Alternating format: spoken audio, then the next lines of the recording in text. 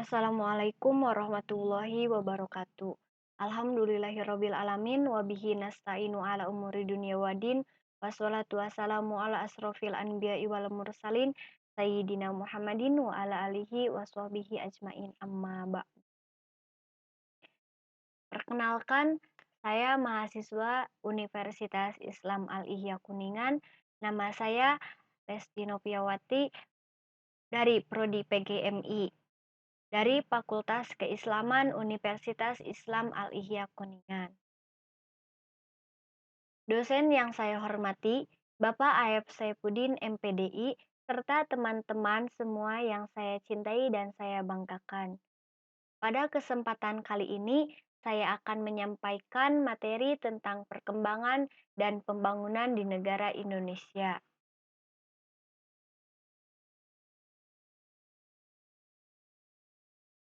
Pembangunan di negara Indonesia. Indonesia saat ini telah mengalami perubahan-perubahan yang sangat pesat, baik itu perubahan kecil maupun perubahan besar. Baik pula perubahan itu dilihat dari segi politik ataupun dari segi bidang dan sebagainya.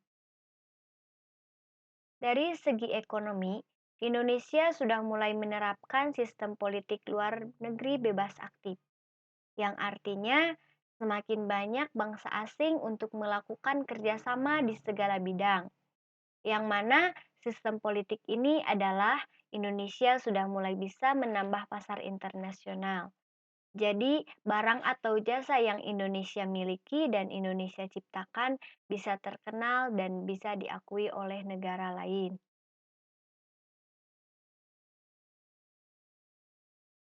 Dari segi negatifnya, yakni banyak rakyat Indonesia yang tidak memiliki minat untuk menggunakan produk dalam negeri dikarenakan produk Indonesia yang disamakan dengan produk luar negeri dan masuknya budaya asing yang melunturkan budaya atau nilai luhur bangsa Indonesia.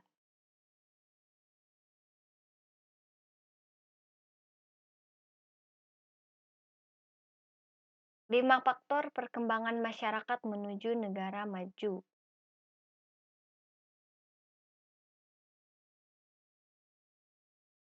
Yang pertama, perkembangan politik. Melakukan melakukan formasi ulang atau reformasi dalam lembaga kepresidenan dan kabinet. Diadakannya pemilu dalam memilih sosok pemimpin.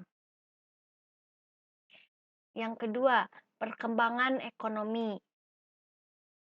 Faktor ini sangat mempengaruhi kegiatan ekonomi sebuah negara sebagai faktor pertumbuhan ekonomi negara tersebut. Perkembangan ekonomi ini juga terjadi di Indonesia, di mana sudah banyak perkembangan yang terjadi. Beberapa contoh dari perkembangan tersebut adalah awal kepresidenan. Awal kepresidenan yaitu masa awal pertumbuhan sebuah negara. Hal ini terjadi pada Indonesia yang memiliki masalah yang sama dengan masalah negara berkembang lainnya, yaitu inflasi dan blokade dari negara penjajah sebelumnya. Orde Baru. Perkembangan ekonomi pada masa ini semakin maju karena pemerintahan sudah mulai aktif dan bisa mengendalikan stabilitas politik dalam negeri. Masa reformasi. Masa ini sempat mengalami krisis, namun pemerintahan pada saat itu berhasil mengendalikan krisis ekonomi menjadi lebih stabil seperti pada masa Orde Baru. Yang ketiga, perkembangan pendidikan. Perkembangan pendidikan masyarakat Indonesia menuju negara maju dalam bidang pendidikan dikenal dengan sebuah sekolah. Yang keempat, perkembangan kependudukan yang diantaranya program keluarga berencana atau yang sering kita kenal dengan sebutan program KB. Program mobilisasi kependudukan. Program mobilisasi ini disebut juga dengan program transmigrasi. Apa itu program transmigrasi?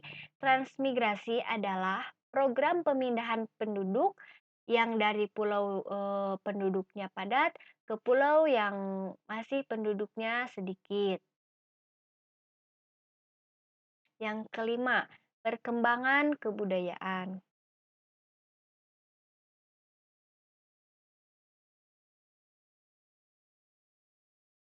Pembangunan nasional Indonesia. Pembangunan nasional Indonesia adalah paradigma pembangunan yang terbangun atas pengalaman Pancasila, yaitu pembangunan manusia Indonesia seutuhnya dan pembangunan masyarakat Indonesia seluruhnya, dengan Pancasila sebagai dasar dan tujuan dalam pedomannya. Dari amanat tersebut didasarkan bahwa pembangunan ekonomi bukan semata-mata proses ekonomi, tetapi suatu penjelmaan pula dari proses perubahan politik, sosial, dan budaya yang meliputi bangsa.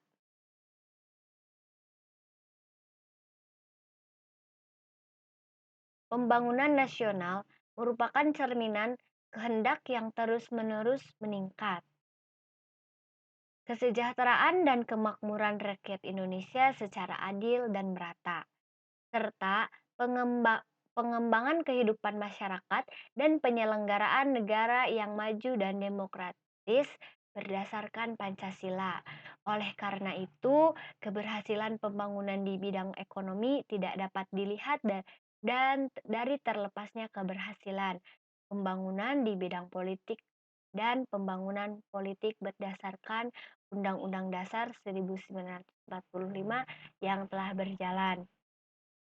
Pelaksanaan pemilu secara teratur selama Orde Baru juga bisa menunjukkan bahwa kemajuan perkembangan demokrasi. Pembangunan ini di berbagai bidang selama ini memberikan kepercayaan.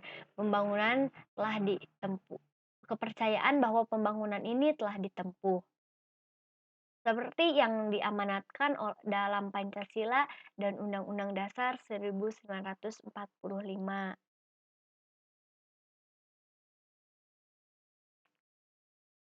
Dua faktor penting dalam pembangunan Indonesia. Faktor ekonomi dalam pembangunan Indonesia. Faktor ekonomi dapat mempengaruhi suatu pertumbuhan serta pembangunan ekonomi seperti sumber daya alam, sumber daya manusia, sumber daya modal hingga keahliannya. Sumber daya alam yang dimaksud yaitu meliputi tanah, kekayaan alam, keadaan iklim maupun cuaca, serta hasil hutan, hasil tambang hingga hasil laut. Semua itu tentu akan memiliki pengaruh besar terhadap pertumbuhan industri di sebuah negara.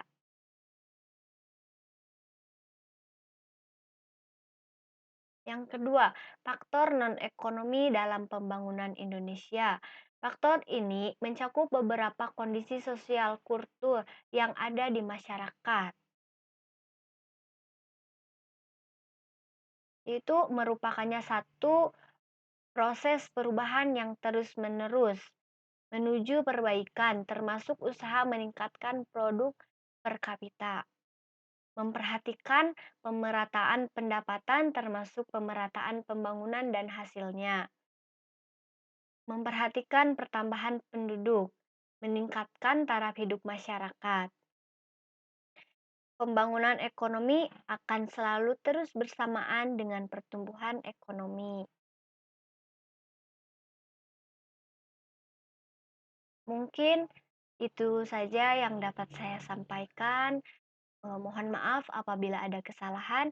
Billahi taufik wal hidayah. Wassalamualaikum warahmatullahi wabarakatuh.